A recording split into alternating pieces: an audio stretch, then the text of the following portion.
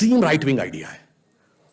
वो extreme right wing की definition हर 20 साल में बदल जाती है और वो राइट विंग अब सेंट्रिस्ट आइडिया हो जाता है।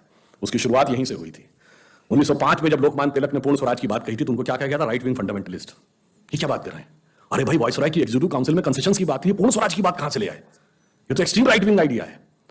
लोगों ने कहा ये हो ही नहीं सकता, ये असंभव है। अरे अंग्रेज के राज में सूरज नहीं डूबता है। ये 1905 का दशक था। आपने देखा 20 साल गुजरे, तिलक के मित्र गोखले, गोखले के शिष्य Gandhi, the movement for Swaraj has become a reality. जय हिंद, वंदे मातरम। दोस्तों, आज का वीडियो मैंने आपके लिए लेके आया हूं सुधांशु त्रिवेदी जी का, और इनका ये जो 10 मिनट का वीडियो है वो देखना आपके लिए बहुत ज़रूरी है, क्योंकि इसमें बहुत ही इंपॉर्टेंट बातें इन्होंने कही हैं जो हर भारतीय को जरूर सुननी चाहिए। और जैसा कि आजकल राहुल गांधी जो है वो भारत जोड़ो यात्रा पर निकले हुए हैं, तो उनके बारे में भी मैं क्लिप लास्ट में आपको जरूर दिखाऊंगा, तो वो क्लिप जरूर देखेगा।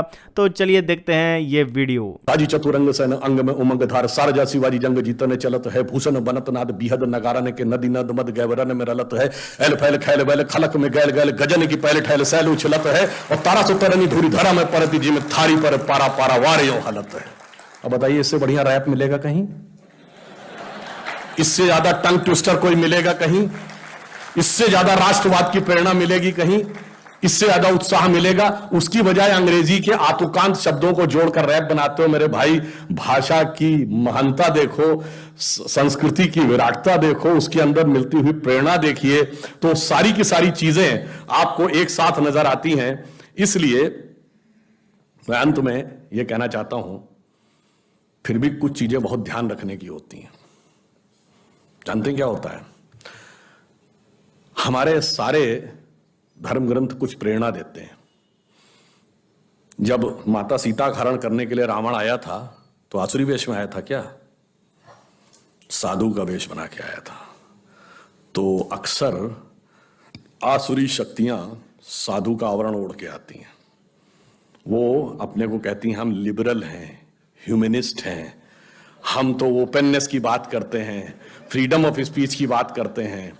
और इतनी मजेदार बात यह है कि इसमें सबसे ज्यादा जानते कौन सी दो शक्तियां एक हो जाती हैं जो सीए के आंदोलन से आते हैं? देखो, लेफ्ट लिबरल कम्युनिस्ट और कम्युनिस्ट और फंडामेंटलिस्ट मुस्लिम।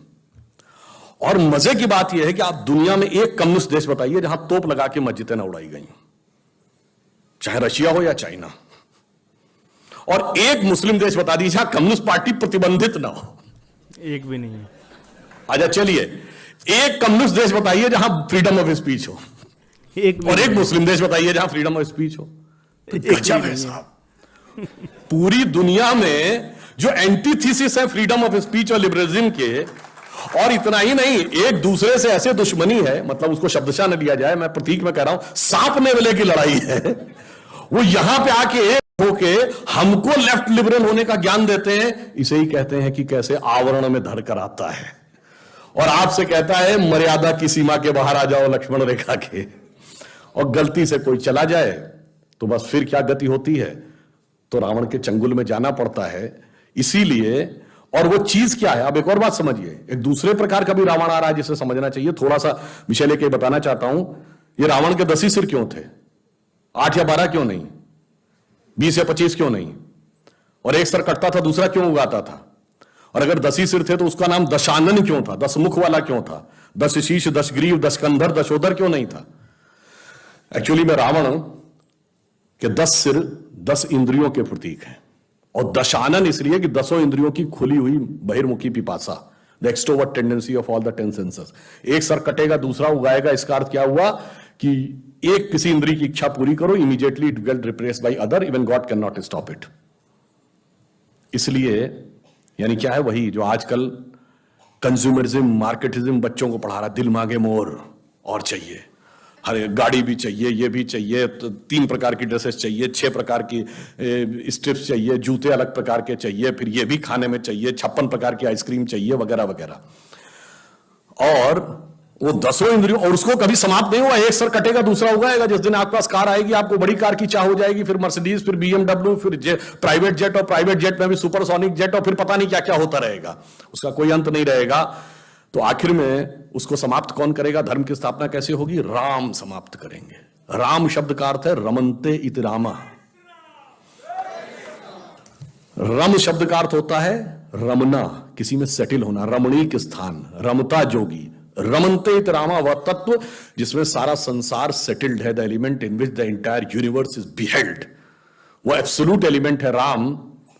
और राम के पिता कौन है? दशरथ। जब 10 इंद्रियों को रथ लेंगे तो हृदय में वो एलिमेंट पैदा होगा जो 10 इंद्रियों की बहिर्मुखी पिपासा को नष्ट करेगा। तो रावण कई प्रकार से आ रहा है, वो लेफ्ट लिबरल बन के भी आ रहा है, और वो बन के, और देखिए कितनी मजेदार बात है, महिला एक्टिविस्ट जो लेफ्ट लिबरल थी, जो मिनी स्कर्ट पहनने को लेकर तो बहुत आक्रामक हो जाती थी, और वही हिजाब के साथ खड़ी थी, बुर्के के साथ। मतलब इससे बड़ा आप डाइकोटोमी ऑफ द कैरेक्टर नहीं देख सकते। और इतना ही नहीं, वो ट्रिपल तलाक और हलाला के भी पक्ष में खड़ी हुई थी। इससे ज्यादा आप मजाक क्या समझ सकते हैं कि इसका मतलब उनका किसी भी प्रकार से कोई लेना देना नहीं था किसी भी चीज से, केवल उनको एक धर्म संस्कृति के बारे में बात करे वो करनी थी। इसलिए मैं कहता हूं उस रावण को समझिए भली भांति, और उसका प्रतिकार करने के लिए सूक्ष्म दृष्टि देखिए, और अपनी लक्ष्मण की मर्यादा रेखा न लांघिए, क्योंकि रावण आजकल जानते किस रूप में आ रहा है कि वेश वाणी तत्व दर्शन दूसरों का यह सभी ले, विकृति को हम ग्रहण करते निज प्रकृति को आज भूले। हो गए हैं स्वप्न सब साकार कैसे मान ले, हैं संगा गीत था, टल गया सर से व्यथा का भार कैसे मान ले हम। तो समझिए वो उस रूप में आ रहा है। और फिर अंत में कहता हूं, मगर अब जरा गौर से देखिए ये देश जा कहां रहा है। 2 मिनट और लेता हूं। जिसको लोग कहते हैं ना ये तो बड़ा एक्सट्रीम राइट विंग आइडिया है, वो एक्सट्रीम राइट विंग की डेफिनेशन हर 20 साल में बदल जाती है, और वो राइट विंग अब सेंट्रिस्ट आइडिया हो जाता है। उसकी शुरुआत यहीं से हुई थी। 1905 में जब लोकमान्य तिलक ने पूर्ण स्वराज की बात कही थी तो उनको क्या कहा गया था? Right wing fundamentalist. ये क्या बात कर रहे हैं? अरे भाई, वायसराय की एग्जीक्यूटिव काउंसिल में कंसेशंस की बात थी, पूर्ण स्वराज की बात कहां से ले आए? ये तो एक्सट्रीम राइट विंग आइडिया है। लोगों ने कहा ये हो ही नहीं सकता, ये असंभव है। अरे अंग्रेज के राज में सूरज नहीं डूबता है। ये 1905 का दशक था। आपने देखा 20 साल गुजरे, तिलक के मित्र गोखले, गोखले के शिष्य Gandhi, the movement for Swaraj has become a reality.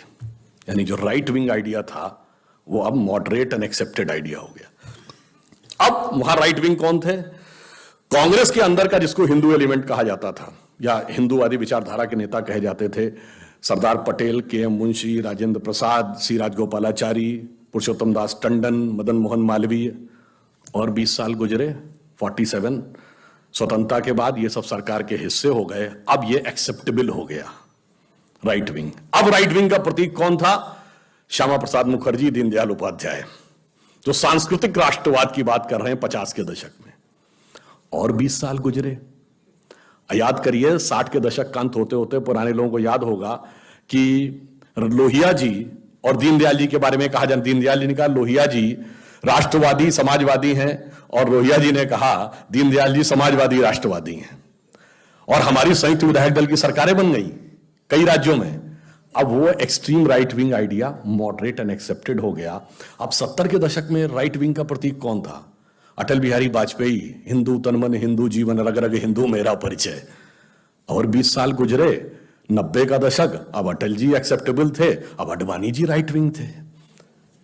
सौगंध राम की खाते हैं, मंदिर वही बनाएंगे कह रहे हैं, बताइए कैसे हो सकता है? और 20 साल गुजरे, 2010 का दशक, अब अडवाणी जी स्वीकार थे, मोदी जी राइट विंग है।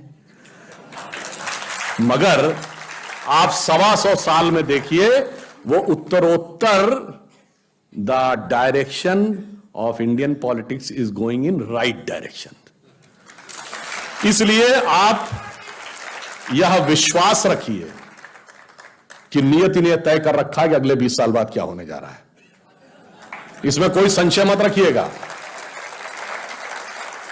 जिन्होंने इस देश की सबसे पुरानी पार्टी, जिसपे मैं मजाक में कहना चाहूंगा, जो ग्रैंड ओल्ड पार्टी कहती थी, घर में जो चीजें बहुत पुरानी हो जाते हैं तो कहते हैं भाई ये पुराने हो गए कपड़े, पुराने, फिर कहते हैं बहुत पुराने हो गए, फिर अगली स्टेज होती पुराने धुराने हो गए, फिर होता है कि फटे पुराने हो गए। दोस्तों, जैसा कि मैंने वीडियो के शुरू में कहा था कि आपको मैं भारत जोड़ो यात्रा पे जो राहुल गांधी निकले हैं उसका एक वीडियो दिखाऊंगा, तो आप भी देखिए कि इस वीडियो में किस तरह से नारे लग रहे हैं, और आपको ये वीडियो ज़रूर देखना चाहिए।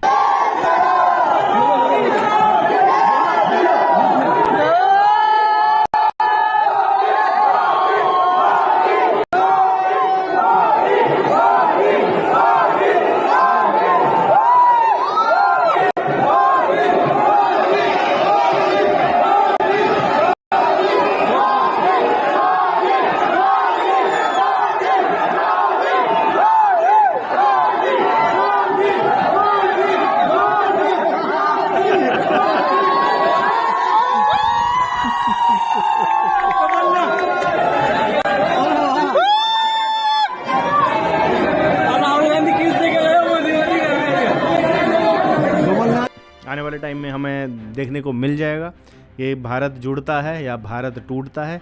जिस पार्टी का इतिहास रहा है, जिन लोगों का इतिहास रहा है कि जिनके राज में भारत जो है वो छिन्न भिन्न हो गया।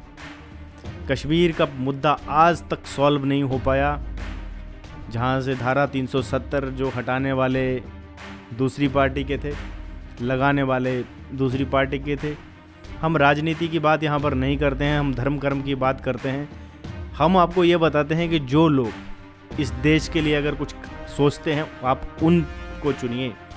आपको अपनी पॉकेट्स नहीं देखनी है, अपनी जेब नहीं देखनी है। मैंने अपनी एक वीडियो में पहले भी कहा था, पिछले वीडियो में, कि हिंदुस्तान के लोग जो हैं वो लालची हो गए हैं।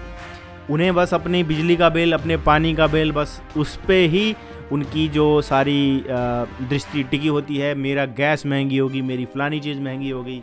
अरे ये भी तो देखो, आपकी इनकम भी तो बढ़ी है। अगर आपकी इनकम भी बढ़ रही है तो खर्चे भी तो बढ़ेंगे।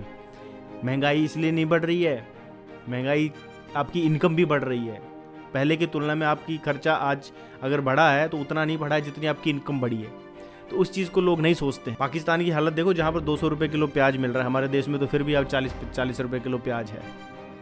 हमारा इंडिया में तो फिर भी जो खाने की चीज़ें हैं रीजनेबल दाम पर है, रीजनेबल रेट पर है। लेकिन पाकिस्तान जैसे देश में जहाँ पर 200, 300 रुपये किलो प्याज मिलता है, तो India is far better than. कोई महंगाई नहीं बढ़ी है। आपकी जेब की मत सोचिए, फ्री के चक्कर में मत पड़िए। उस नेता को चुनिए जो देश के लिए और आपके धर्म के लिए बेस्ट है।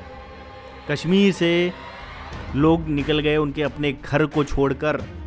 आप ऐसे नेता को चुनिए जो आपको अपने घर में रहने दे। ऐसे नेता मत चुनिए कि पता ना चले कि हिंदू कहाँ गया, पता ही ना चले कि हिंदू कब रातों रात घर खाली हो गए।